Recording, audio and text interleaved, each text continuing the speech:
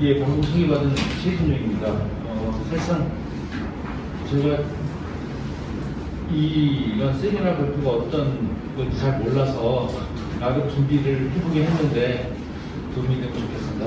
발표 내용이 무거운 건 없고요. 아마 여기 계신 전문가님들이나 교수님들은 다 충분히 아실 수 있는 내용인데, 단지 농업 쪽에 최근에 농업 부문의 기후변화 실태 조사라고 해서 취약성 평가한 결과도 있고 그래서 오늘 그걸 중심으로 해서 말씀을 드리도록 이렇게 하겠습니다. 전체적으로는 우리나라 농업 혼합 식량 수급, 그다음에 농업 생산 기반, 아마 농업 생산 기반은 좀 생소하실 수 있는데요. 저수지나 양수장, 그리고 경지 정리된 어떤 농지 이런 것들을 통틀어서 농업 생산 기반이라고 하거든요.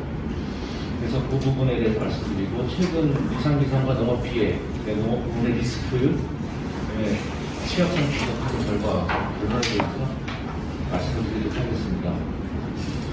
아마 농업 부문에 제일 영향을 많이 주는 게 강수량이라고 생각이 되는데, 물론 이제 기온 상승도 있고 폭염도 있고 뒤에 나오긴 하지만, 전반적으로 여기 보면 50년 가까이, 45년 정도의 연 강우량이 있는데, 2000년대 초까지는 대부분 상승을 하다가 2000년부터 올해까지, 그러니까 한 20여 년간은 감소되는 경향이 나타났습니다.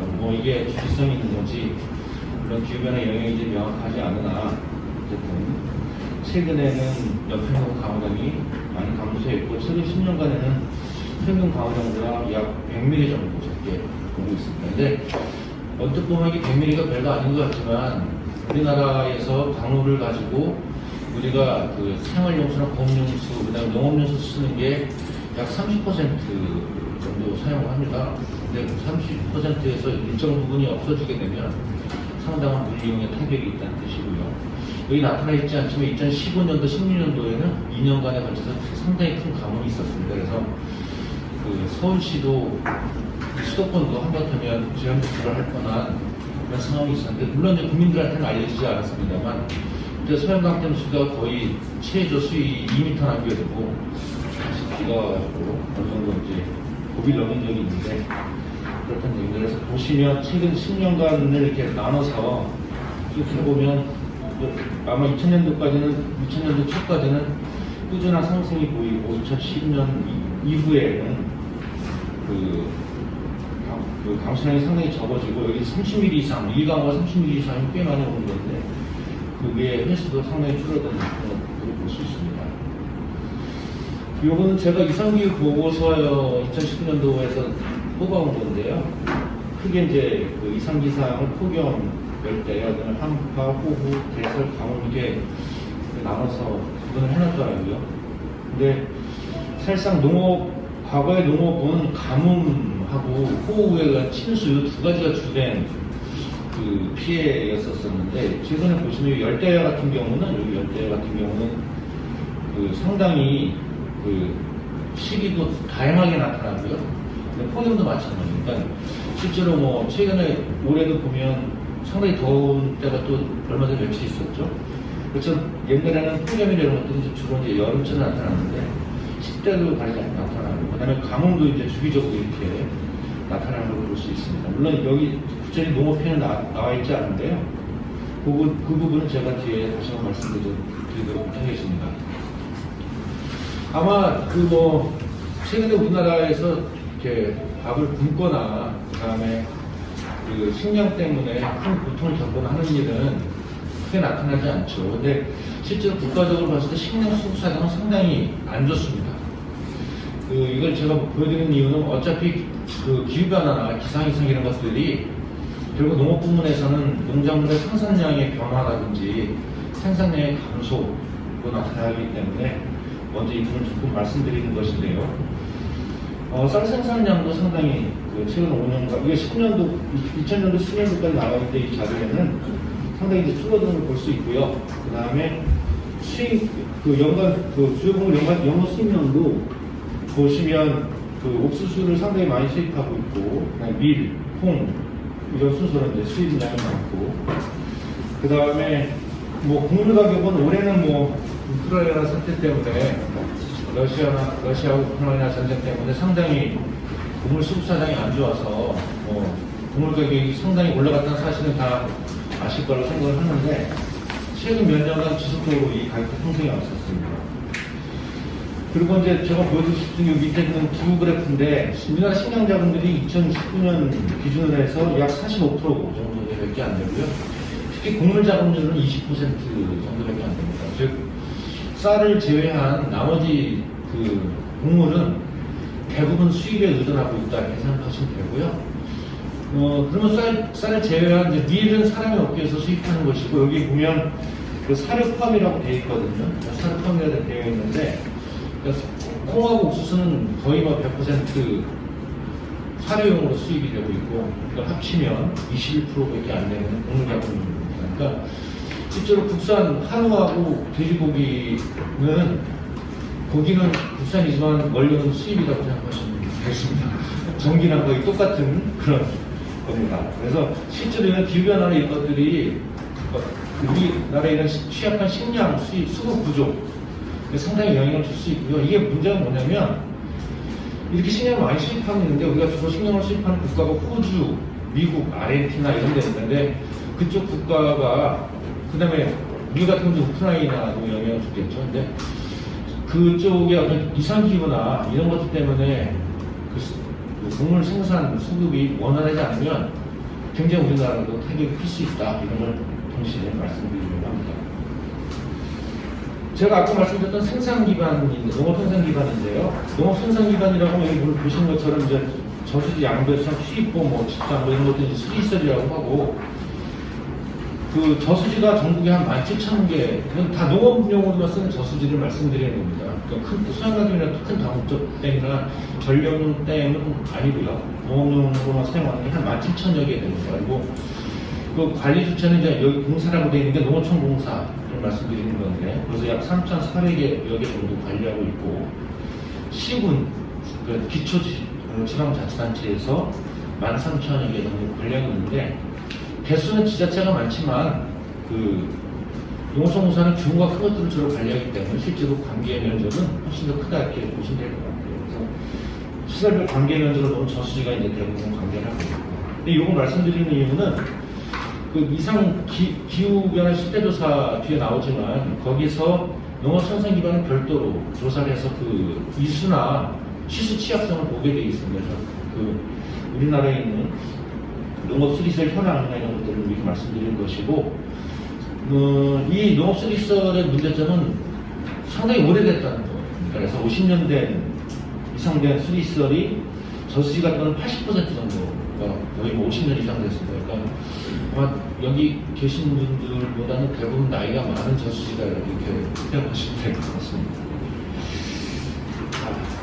최근 이제 12년간 기상 이상으로 인한 농업 피해인데, 이거는 제가 이상기후 보고서 19년도, 20년도, 21년도도 제가 별도로 발췌 요약한 겁니다. 그래서 보시면 아시겠지만 그 양상이 기상 이상의 다양해지고 피해 양상도 다변화되는 걸 볼 수 있습니다. 그러니까 실제로 이때까지는 대부분 폭염, 대설, 가뭄, 태풍 뭐 이런 거였는데, 이 뒤쪽으로 가면 이제 폭염이 특히 이제 가축 피해에 큰 영향을 주는 걸로 나타나 있고요.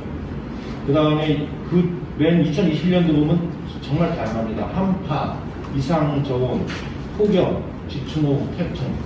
그러니까 나타날 수 있는 모든 어떤 이런 것들에 의해서 이런 것들이 이제 농업 생산 자체, 가뭄이나 침수나 이런 것들은 작물에 직접적인 피해를 주게 되는데, 물론 폭염 같은 경우도 그렇겠죠. 근데 그 중간에 있는 뭐 대설이나 이런 것들, 그 다음에 침수나 이런 것들은 시설이나 아니면 온실, 그냥 축사 이런 것들 파괴하게 됩니다.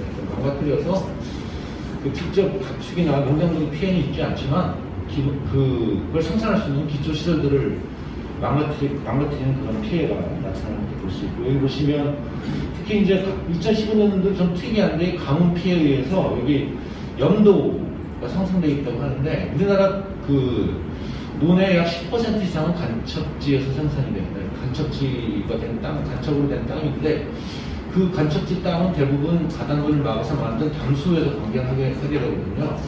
이 담수가 가뭄이 돼서 위에서 물이 흘러내리지 않으면 이 담수에 있는 염도가 올라갑니다. 그래서 그로 인한 피해, 2015년에 형성한 피해 나타났고요. 여기 보시면 이제 시설 붕괴, 시설 파손 이런 말들이 많이 나오죠. 특히 이제 2019년도에는 태풍이 그냥 한 4개 정도가 몰아치면서 용병시 작용하는 것도 있었던 걸 볼 수 있습니다.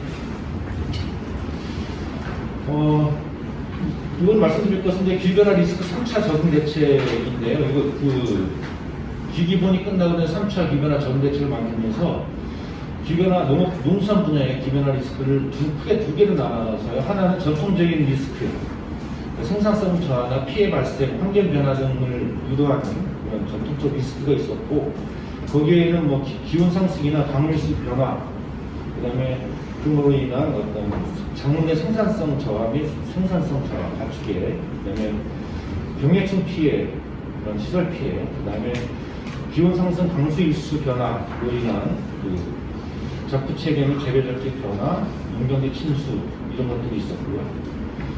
그리고 두 번째는 이제 수질하고, 여기 이제 이게 농수산 기후변화 리스크이기 때문에 수산 분야에서 이제 조업 환경 변화 이런 것들도 포함이 돼서 총 17개의 농수산 분야에서 리스크가 지금 정대책이 포함이 되어 있고요. 이 중에서 이걸 크게 식량자원 부분하고 생산 환경 기반으로 나눠서 그 중에 식량자원에서 2개는 이제 수산 부분이 있기 때문에 1번에서 6번까지가 농수산 분야의 기반화 리스크가 되겠습니다. 한번 좀 잠깐만 살펴보면 극한사상으로 인한 작물 생산성 변동, 극한사상이 되는 게 이제 극한 가뭄, 그 다음에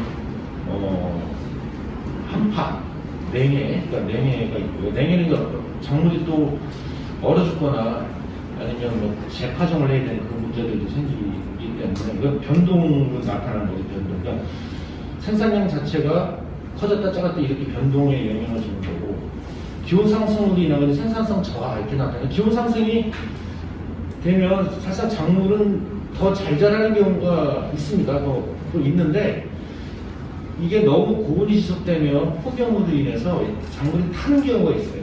그러니까 작물에 따라서 적정 온도가 있는데, 벼도 사실상 고온에 잘 자라는 것 같지만 35도 이상이 올라가면 폭염 피해를 받습니다. 그 다음에 이제 강수지수로 품질 저하도 있죠. 기온 상승으로 인해서 이제 특히 과수나 이런 부분들. 그다음에 강수지수 변화로 인한 작부체계 변화, 재배적지 변화는 뭐 뒤에 또 나오긴 하지만 그런 부분도 있고요. 가축의 생산성, 그러니까 특히 가축 같은 경우는 온도나 이런 것들에 상당히 생각보다 사람만큼 민감하죠. 그래서 축사의 온도가 올라가면 애들이 되게 힘들어하거나 쓰러지거나 이렇게 하기도 하고요. 생산 환경 변화 쪽으로 가면 이제 에너지 사용, 축사, 특히 우리나라에서 온실 같은 경우에서는 이제 폭염이 되면 냉방을 해줘야 되는 문제가 있고, 또 한파가 오면 그 난방을 해줘야 되고, 냉방, 난방을 이제 해주다 보면 이제 에너지, 축사 에너지가 나올 수가 있고, 폭설 강풍으로 인한 피해, 온실이나 축사 피해, 그다음에 습하거나 기온 올라오면 이제 병해충 발생률이 많이 나오고, 가축 질병, 그다음에 한파 및 온도 상승으로 인한 가축 질병 발생은, 한파 같은 경우는 오히려 이제 바이러스나 이런 것들은 추울 때 더 잘 퍼지잖아요. 그런 부분들, 폭우로 인한 농경지 침수, 그다음에 이건 이제 아까 말했던 이제 생산 기반이나 자연 환경 기반을 하는 것이고, 토양유실, 농업용수 수질 오염, 그다음에 수량 공급의 안전성 및 수질 저하를 야기하는 가뭄, 기후변화에 의한 그런 가뭄들, 그 다음에 사실상 물은 많아도 안 되고 적어도 안 되는데, 많으면 또 이런 홍수 대응이요. 저수지 같은 경우는 다 홍수를 이제 저지해야 되는 그런 시설물들이기 때문에 자칫하면 이제 매년 사실상 저수지가 몇 개씩 붕괴가 되긴 합니다. 신문지상에 잘 오래되지 않아서 그렇지 매년 몇 개씩 사실상 붕괴되기도 하고요. 그 다음에 이제 여기 보시면 특이한 게 이제 농기계 활용 저하가 있는데, 강수일수 증가가 되거나 또 진해력이 안 좋아지면 농기계를 쓸 수 없는 그런 문제. 그다음에 맨 마지막에 이제 이거 수산 쪽이기 때문에 제가 넘어가고, 그래서 총 이번에 3차 적응대책이 포함된 거는 농수산 분야에서 총 17개. 그중에서 농업 부문은 14개 정도가 식량자원과 생산환경 기반인데 크게 카테고리 나눠서 들어가 있고, 특히 여기 보시면 그 양식 쪽에서 2개는 신규로 들어갔고, 그 다음에 가뭄과 홍수에 의한 그 수시시설 대응력 그 저하 이런 부분들도 신규로 2개가 그 2차 적응대책 이후에 포함되고 되어 있습니다. 그 다음에 이제 제가 말씀드릴 거는 농업 분야 취약성 평가인데요. 이거는 그 농업, 농촌 및 식품산업기본법에 명시되어 있습니다. 그래서 5년마다 한 번씩 그 취약성 평가를 해서 이걸 공표하도록 되어 있어서 실은 2017년서부터 이제 해서 올해 2022년도가 1주기가 끝나는 해고 1주기 끝나는 올해에 그 결과를 공표하도록 되어 있습니다. 그래서 아마 이제 올해 그 결과가 이제 공표가 될 텐데, 그 첨가는 농식품부에서 하지만 농업 농촌 부분은 농업 농촌진흥청, 그다음에 산림 부분은 산림청, 아까 말씀드렸던 생산기관에 관련된 용수 시설 이런 것들은 한국농어촌에서 맡아서 하게 되고, 올해 각 진흥청, 산림청, 그 다음에 농어촌에서 하는 걸 다 모아서 올해 이제 그 최종 그 취약성 평가 결과를 이제 공표하게 되어 있는데, 아마 제가 이 부분은 제가 지난번에 자문을 하고 그다음에 그 기별화 실태조사에 참여해서 2021년에 끝난 결과를 이제 오늘 설명을 드리는 거고요. 그래서 그 평가 방법은 전국의 시군 167개를 대상으로 해서 기후변화 영향에 대한 기후 노출, 민감도, 적응 능력을 가중치를 적용해서 이제 1에서 5등급으로 나눠서 하게 되어 있고, 주요 작물 10개, 이건 벼, 사과, 배추, 소는 가축입니다. 배추, 소, 밤, 오이, 무, 배추, 돼지, 떨군가 이렇게 이제 민감제를 가중치 적용 평가를 해서 영양 평가를 하도록 되어 있습니다. 그래서 뭐 다시 해주면 기후 노출은 이제 기후변화 이제 자국에 노출되는 그런 내용이고, 민감도는 영향을 받는 정도. 그래서 거기 보면 대표적인 여기서는 이제 농지 면적이 대표적인 것이 되고 있고, 적응 능력은 그러니까 정감시킬 수 있는 정책이나 사업 이런 것들이 이제 이렇습니다. 그래서 그 단계를 이렇게 살펴보면 크게 이제 하나는 그 기후변화 영향 취약성 평가가 되고, 하나는 세부 평가 절차인데 1단계, 2단계로 구분이 되어 있고, 1단계에서는 방법론 설정, 그다음에 2단계에서는 DB 구축해서 가슴수사 이용해서 이제 영양 취약성 평가하고, 그리고 공간 자료를 표출하는, 아마 지금 내가 이런 시스템을 이제 지금 만들어서 국민들이 접근해서 볼 수 있도록 그런 시스템을 만들고 있는 걸 알고 있고요. 그 과정에서 이제 아까 말씀드린 그 기후 노출 민감도 적응 능력이 이제 합쳐져서 취약성 평가로 넘어가고, 그 중에 이제 가중치를 하기 위해서 이제 델파이드 코드나 이런 걸 가중치 만들어서 그 항목별 가중치에 대한 적용을 해서 그 취약성을 이제 평가하는 구조로 되어 있고요. 저쪽에 영역 세부 평가를 보시면 가중치 놓고 그 미래 기후 노출 민감도에서 현재와 미래를 동시에 할 수 있는 그런 구조로 되어 있습니다. 다시 한번 말씀드리면 여기 보면 농산물, 축산, 사비작물, 임산물, 병해충, 농어촌 명수 부분을 기후노출 민감도를 가지고 영향을 먼저 평가하고, 그 영향과 적응 능력을 합쳐서 취약성을 평가하는 구조로 되어 있고요.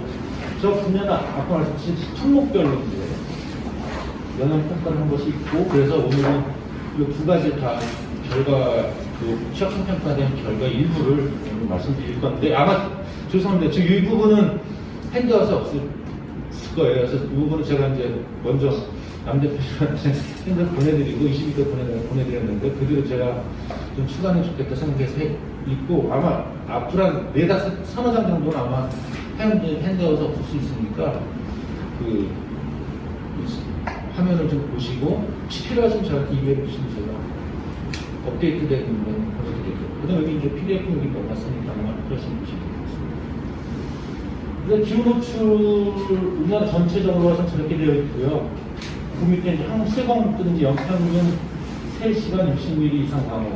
그러니까 되게 큰 강우고, 하나는 강원도는 이건 이제 가뭄에 관한 무가뭄 기술 일수가 될 거고, 폭염 일수, 한파 일수, 이상고온, 이상저온 이렇게 되어 있는데, 가뭄 부분 우리나라 이 남부 이게 경기 서울 지역을 제외하고 강원도 남부서부터 있죠. 경상 전라남북도, 경상남북도 쪽에 상당히 가뭄에 취약한 기후록층이 많은 걸로 나와 있고, 거꾸로 한파는 이제 이쪽 북쪽으로 한파가 많이 몰려 있는 걸 볼 수 있습니다. 그 다음에 이제 노출도도 민감도 여기 보시면 재배 면적, 농산물 이렇게 재배 면적은 당연히 이제 이쪽 호남 쪽이 많으니까 민감도가 크게 나타나고, 그 다음에 이쪽에 생산량도 이제 그거와 비례해서 나타나게 되겠고, 독특한 건 여기 가축 스트레스 지수라는 게 있는데요. 이게 이제 전반적으로 강원도를 제외한 전국적으로 가축 스트레스 지수가 높아지는 그런 강원도의 그런 걸 볼 수 있습니다. 근데 이건 적응 능력인데, 전반적으로 능력 보면 여기 보면 농작물 재배 능력 대비 농업 재해 가액 금액, 가축 사육수 대비 가축 재보험 가액 내역이 되어 있는데, 전반적으로 가축에 대한 가축 재보험은 상당히 별로 안 좋은 것이 나오고요. 1등급이 이제 적응 능력이 가장 낮은 거거든요. 그래서 보면 가축에 대해서는 사실상 아직 비교나 대응에 대해서 좀 재보험이 좀 들어있지 않은 부분이 나타나 있습니다.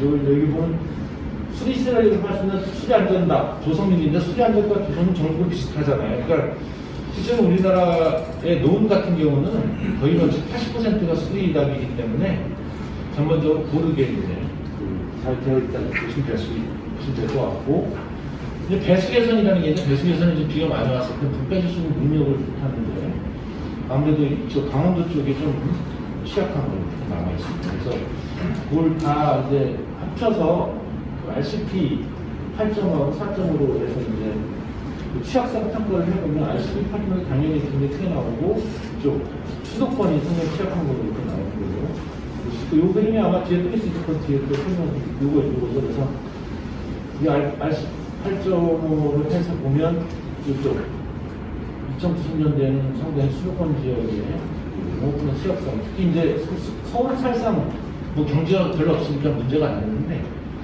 경기도 같은 경우는 상당히 취약한 부분들이 있고요. 근데 독특한 것은 이쪽 전라남도 이쪽 부분하고 해안가 쪽, 이쪽 경남하고 전남 동쪽이 되는 해안가 쪽이 상당히 비교가 취약한 부분이 나타나고, 또 하나는 중간에 보이는 이쪽 일반 대전 고역 중 대전하고 대구는 어차피 큰 대도시라 큰 문제는 안 될 것 같습니다만 취약한 부분이 나타나 있습니다. 근데 아까 말했듯이 부문별로 이제 각 장목별로 이제 10개 대상 장목을 해서 1등급부터 5등급까지 이제 영향성을 평가한 건데, 영향평가인데, 취약성 평가는 아니에요. 영향평가인데, 전반적으로 무 같은 경우는 상당히 영향이 큰 걸로 나타나 있고, 전국적으로. 그리고 돼지 같은 경우는 띠를 따라서 이쪽 서해안하고 이쪽 경상도 내륙 이쪽에 지금 문제가 보여져 있고, 배 같은 경우는 사실 전국적으로 고르게 영향이 길로 나타났습니다. 특히 이제 배는 우리가 이제 이게 고르게 나타나는 이유는 아까 말씀드렸듯이 수리답이나 이런 것들이 같이 잘 되어 있어서 그렇게 나쁘지도 않지만 전반적으로 이제 고르게 영향이 있는 걸로 이렇게 나오는 걸 살펴보실 수 있습니다.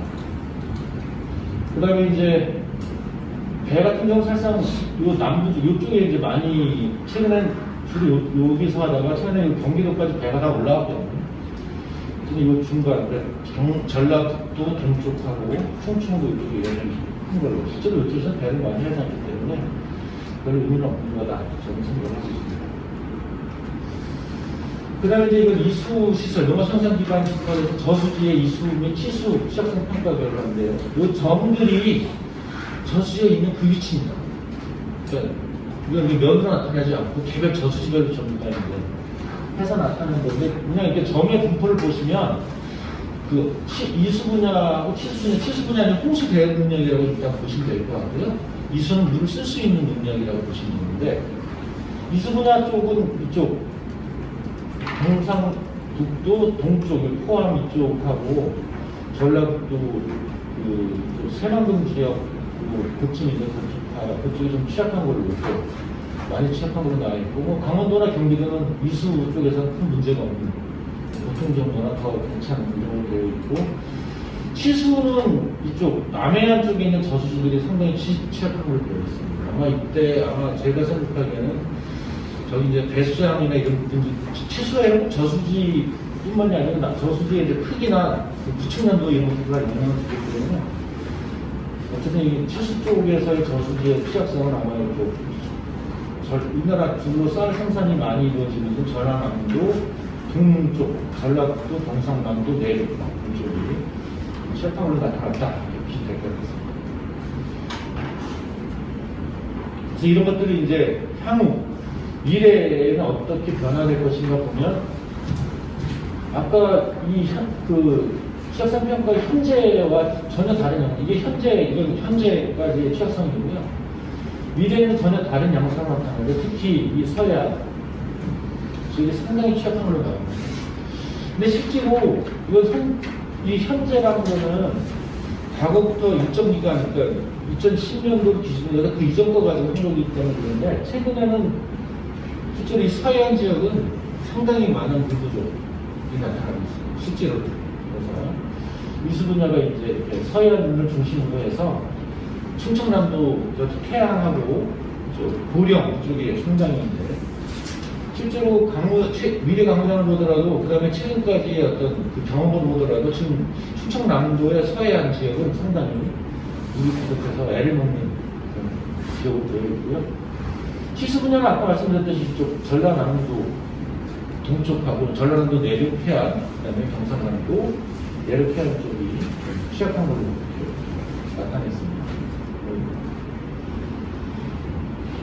그래서 최근에 보시면 그 태풍이나 이런 게 오더라도 남해안 쪽으로 이제 걸쳐서 올라가는 경우가 나오는데, 아마 이건 미래 기상대학 RCP 활동을 갖고 한 거니까 저쪽 부분에서 시작해놨고, 그래서 이거는 이제 광역시별로 나타내고, 여기 빨간 거는 이제 평균이고, 이쪽 내려갈수록 되게 취약한 걸로 되어 있는데, 제주도가 상당히 이제 안정으로 나와 있고, 강원도 쪽보다는 강원도 쪽은 상당히 좀 괜찮은 걸로 되어 있고, 그래서 뭐 기후노출이나 이런 부분들은 대부분 이쪽 전라북도, 제주도, 전라남도 쪽이 전반적으로 경기도하고 양쪽이 한 걸로 되어 있고, 나머지 시도는 좀 비슷비슷한, 한국하고 비슷비슷한, 전체적인 취약성이 나타나는 것이고, 어차피 기후노출 영향 민감도 정리에 합쳐져서 취약성이 나타난 거니까, 그 결과, 이쪽에 있는 결과는 보시면 될 것 같습니다. 근데 가수의 적지 변화인데, 이제 보시면 여기 꽤 여러 개의 가수들이 되어 있거든요. 감귤이 이쪽 남해안 쪽으로 이제 올라왔고요. 제주도, 담강, 사과는 출퇴해서 이쪽 강원도까지 다 올라가 버렸습니다. 그러면 이제 우리 복숭아 같은 경우도 상당히 많이 올라갔고, 인삼 같은 경우도 강원 금산을 중심으로 그런데 얘네들이 이제 강원도 중립부터 다쭉 올라가고 있습니다. 그래서 이제 결국 아까 내가 먼저도 살짝 말씀드렸지만, 이 기후변화 취약성 평가 결과는 이제 시도하고 시군 대상의 농업농촌 기반의 취약성 평가를 포함해서 중점 과제를 도출하는 게 이제 그 결과를 활용할 수 없고, 그 다음에 이제 식량, 가수, 재해, 물관리 제도 분야의 이제 중장기 정책, 중장기 정책, 그 다음에 여기 점이 하나 있어요. 개선 정책 이런 것들 이제 발굴해야 되는 그런 상황이 되어지고, 결국 이제 이런 작물 영향 평가 원데이터하고 평가 제공해가지고 기관의 영향 모니터링 및 영향 수준 파악을 제공을 하려고 한다, 이렇게 공식적으로 나와 있습니다. 결론을 말씀을 드리면, 농업 분야 어쨌든 기후변화에 가장 민감한 산업이 이 시기에 여기에는 작물, 가수, 농업 생산기관, 가축성을 포함하게 되고, 최근에는 이제 매니에, 한해, 폭우, 가뭄, 폭염 이런 것들이 이제 다양한 형태의 기변의 요인이 영향을 주고 있다. 그 다음에 생산 기반 및 시설의 이제 파괴, 파손에 따른 이제 피해, 아까 말씀드렸지만 지상 기상에 따른 피해 양상이 이제 다양해지는 추세가 있고 5년 주기마다 실태 조사해서 이제 이런 것들이 정책에 반영될 수 있도록 해야 되는 것도 있습니다. 근데 이제 제가 이걸 보면서 이제 향후 우리가 고려해야 될 게 농업은 정책으로만 되는 게 아니고 사실상 이 농업은 현장에서 일하는 농업이 기후변화를 인식해서 자기가 실제 하는 영농이나 가축 사양에 반영이 돼야 되는데 그런 부분들이 좀 부족하다. 이렇게 학술적으로나 일단 조사나 이런 걸 통해서 정책적으로나 이런 것들을 하지만 실제 당사자, 가장 중요한 이해 당사자인 농업인에 대한 기후변화 인식 강화, 적응 능력 향상 이런 것들을 위한 플랫폼이 좀 필요하다. 근데 실제로 그 농업 생산에 관해서 가장 많이 농민들과 접근하고 있는 게 각 시군에 있는 농업기술센터입니다. 농업기술센터를 통해서 기후변화에 대한 취약성이나 영향 평가 결과들이 좀 파급되거나 프로파게이션 돼야 될 것 같다. 그런 얘기를 말씀드릴 수 있을 것 같고요. 그 다음에 농업생산 기반에서 이제 공사 지자체, 운영 고도와 안전도 향, 특히 취수 같은 경우는 저수량업계 할애 미치는 영향이 상당히 크죠. 그런 부분에 대해서 설계 기준을 강화한다든지 이런 걸 통해서 해야 될 것 같고, 최근에 이제 통합물관리 체제가 수도만처럼 생긴 국가물관리 기본계획, 그다음에 뉴욕 물관리 종합계획, 그다음에 농업 생산 기반 쪽에서는 농업촌 용수 이용 합리화 계획이라는 게 있거든요. 이게 다 법정 계획입니다. 여기 이런 반영이 돼서 해야 되고, 아까 제가 잠깐 말씀드렸던 그 작물별로 이제 영향 평가를 한 것이 있었는데, 그게 이제 실제 주산지별로 좀 집계가 실시되야 보다 현실성 있는 그런 결과를 줄 수 있지 않겠는가 이렇게 생각을 한다는 거죠. 예, 이상 말씀드렸습니다. 감사합니다. 네, 반갑습니다. 중앙대학교 화요입니다. 오늘 서울대 최진영 교수님 발표 잘 들었습니다. 그리고 좋은 제안도 잘 들었습니다. 저희 이제 금융을 다루는 사람 입장에서 봤을 때 우리 최 교수님 발표는 이제 리스크 컨트롤 쪽으로 주로 집중해서 이제 연구를 하시는 그런 부분이고, 실은 이제 제가 오늘 이 리스크 컨트롤 쪽에 대해서 특별하게 토론을 할 내용은 별로 없는 것 같습니다. 다만 이제 현재 그 통계 자료라고 하는 것이 정말 중요한데, 지금 현재 아까 보니까 군 단위로만 지금 되는 것 같고, 이제 우리 최 교수님께서는 면 단위로 제언을 하셨는데, 실은 군이 가장 큰 군이 우리나라 홍성군이 제일 크고요. 제일 작은 그 군이 전북 부안에 있는 부안군인 것 같은데 한 4배 정도 차이가 나는데요. 실은 이 군별로 하다 보면 정말 그 데이터 자체가 의미가 없는 그런 경우도 많이 있을 수가 있습니다.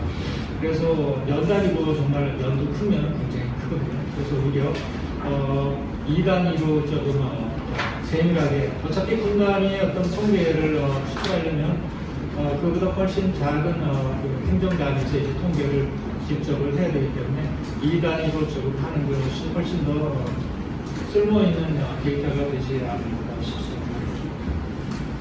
자, 이제 우리 그 농사라고 하는 게 결국에 이제 식량 자급이 결국에 가장 큰 전략적인 자원으로 돼가고 있는 그런 시기입니다. 특히 최근에 이제 전쟁, 기후변화 이런 중대한 사태에 이제 비춰볼 때 더 중요성이 더 더해지는 것 같습니다.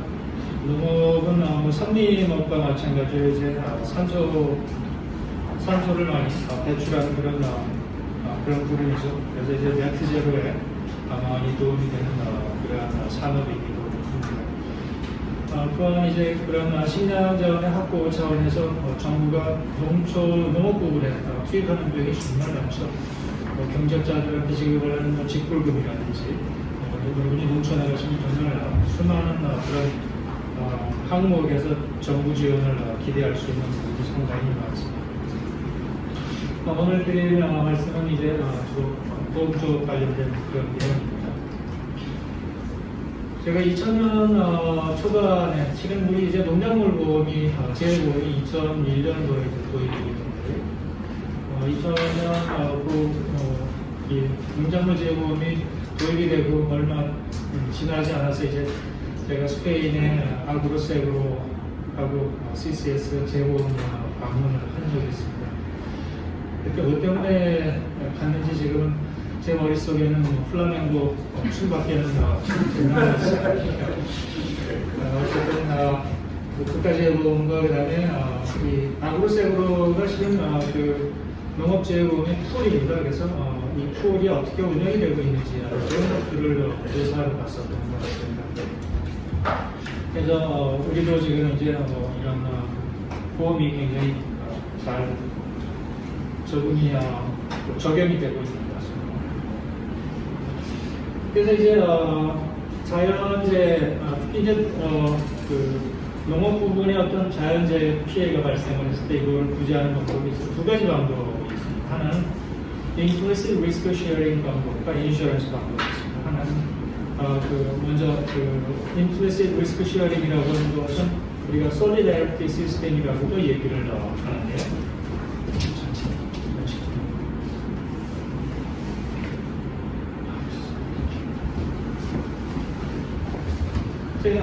사회 전체가 그런 피해를 분담을 하는 그런 형태죠. 그래서 이런 구제 방법은 주로 이제 세금에 의존을 하는 그런 특성이 있고요. 그렇지만 보험 시장에 나타나는 역선택의 문제나 도덕적 위태 그리고 사기가 나타나고 있습니다. 실은 이 자금을 분배를 하는 과정 그리고 피해를 조사하는 그런 과정에 이런 여러 가지 것들이 나타날 수가 있습니다. 또한 이제 암묵적인 그런 보조 시스템, 정치가 항상 개입이 됩니다. 그래서 이제 보상에 대해서 항상 불확실성이 존재할 수밖에 없죠. 또 이제 솔리데리티 시스템이 존재하면 그 피해가 정부 보조금에 의해서 재원금에 의해서 이제 지급이 되기 때문에 피해자들은 어차피 내년에 또 똑같은 사고가 발생하면 정부에서 보조금 줄 거니까 별로 리스크 컨트롤 쪽에 신경을 쓰지 않게 됩니다. 이제 그 다음에 또 피해가 생기면 결국엔 피해자들이 보험이 없기 때문에 국가에서 또 보상을 하게 됩니다. 그래서 이제 이런 악순환이 지속이 된다고 할 수가 있습니다. 따라서 이제 국가의 그 피해 지원에 대한 명확한 근거와 보상적 조건이 항상 명시되어 있어야지 어떤 선택이나 도덕적인 좀 지를 수 있는 그런 부분이 있습니다. 그렇다고 하더라도 이제 대형 재난이 발생할 경우 국민들의 여론이 그 피해를 입은 사람들한테 상당히 많이 쏠리게 돼 있습니다. 그래서 더 많은 공공지원에 대해서 여러 가지 정치적인 방역을 받게 됩니다. 그러나 이제 정부 재원이 한정이 되어 있고 정부의 복구 재원은 사회기본 인프라 시설 회복에 더 많이 이제 투입이 되어야 되기 때문에 지원 예산이 이제 충분하지 않을 경우는 더 많은 재정적인 압박에 직면하게 된다는 수가 있습니다. 그래서 우리가 하는 얘기가 있습니다. Solidarity kills market insurance. 그래서 이제 이 solidarity 시스템은 좋기는 하지만 이제 도덕적 위태를 항상 야기하는 거고 항상 조금 조심스러운 표현이기는 하지만 항상 뭔가를 그냥 공짜로 받으려는 신상. 우리가 좀 나쁜 말로 거시근성이라고 얘기를 하시거든요. 이런 것들 때문에 실은 보험제도가 작동을 하지 않게 됩니다. 그래서 이제 그 퍼블릭 솔리다리티에 의해서 이제 보험산업이 피해를 보게 될 수 있는 공공규제의 비효율성을 최소화할 수 있어야 됩니다. 즉 정부가 무상으로 주는 그 돈에 대한 비효율성을 좀 우리가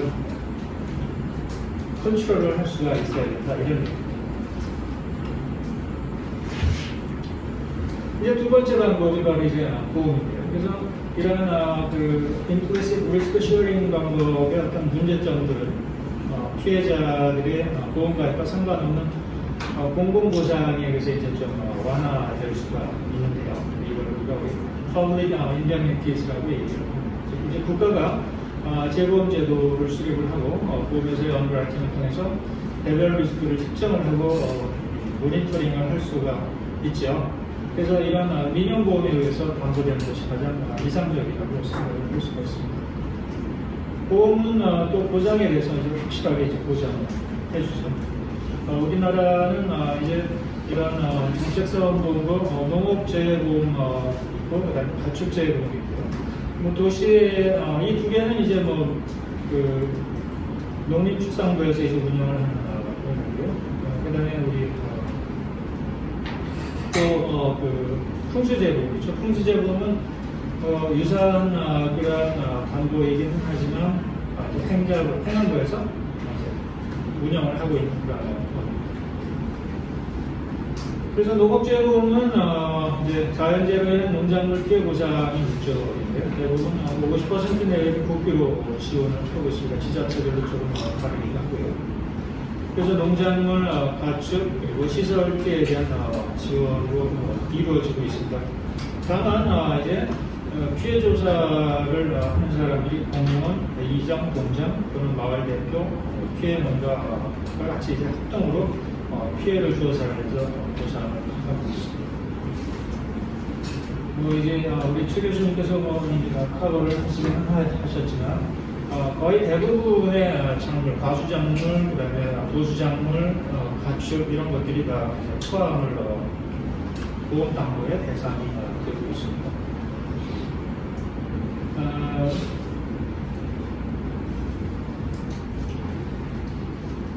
그리고 이제 모든 시설 작물들이 다 포함이 되고 있고요.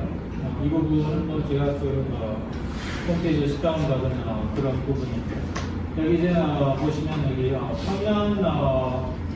평년 작가량, 그리고 평년 수확량 이런 부분들이 지금 보상에 있어서 굉장히 보험가에 있어서 굉장히 중요한 기준이 됩니다. 이거에 따라서 이제 보험료가 결정이 되기 때문에 가축재보험은 농업정책보험금융연구원이라는 그런 기관에서 운영을 하고 있습니다. 이 가축재보험도 역시 정부 보험 지원이 50%까지 이루어지고 있고요.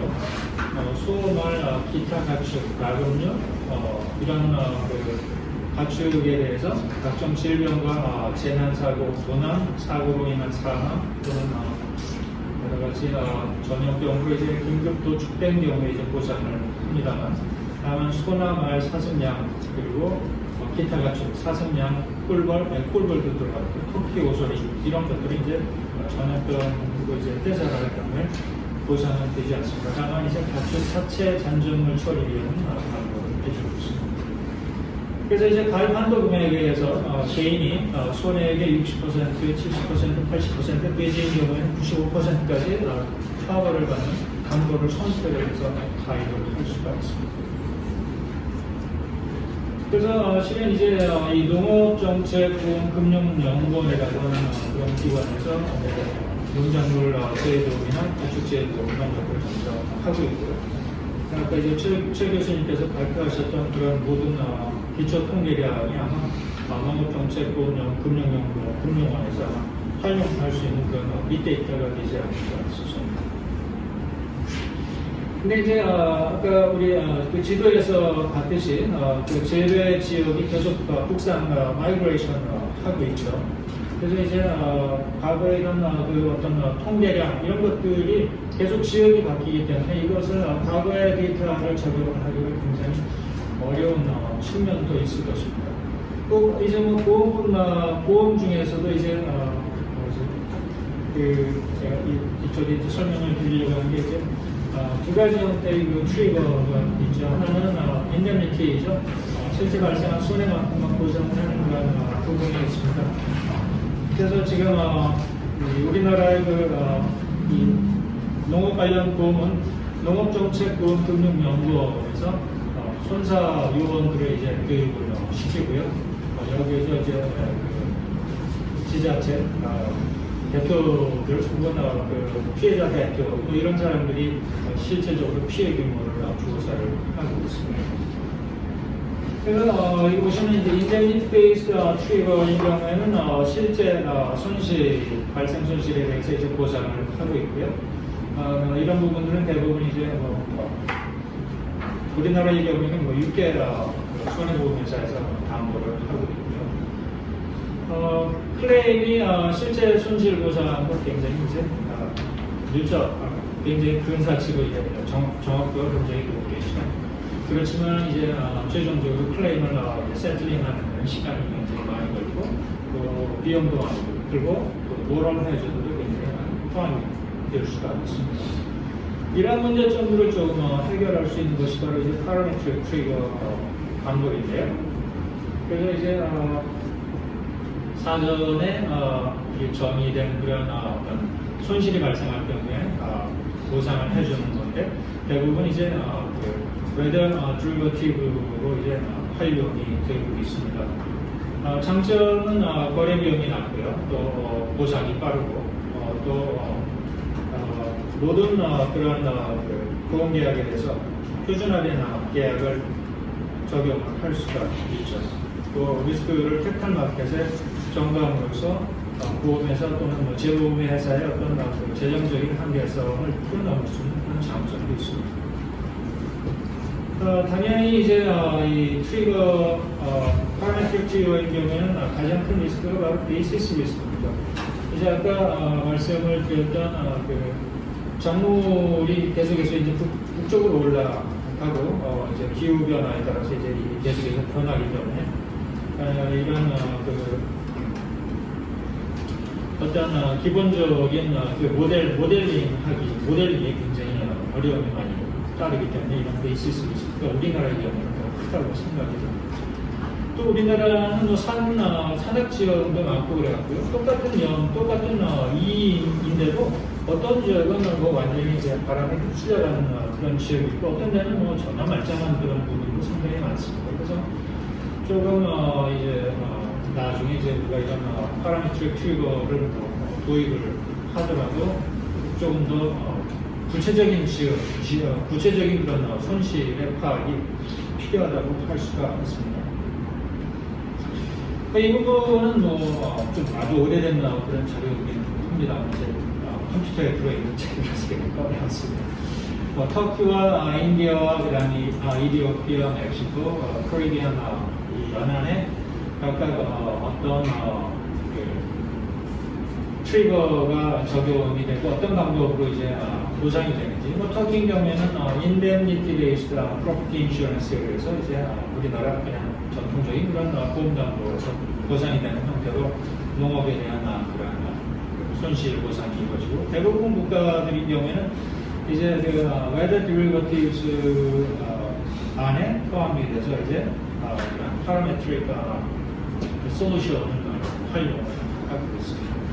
이제 우리나라도 어떻게 자연재해로 피해가 더 커질수록 이제 또 최근에 이제 IFRS 17도입 때문에 보험회사들의 자본력 확충이 굉장히 제한을 받는 그런 환경에서 이런 파라메트릭 트리거 형태의 보험 이런 것들이 조금 더 요구된다고 할 수가 있습니다. 제 토론은 여기까지 고맙습니다.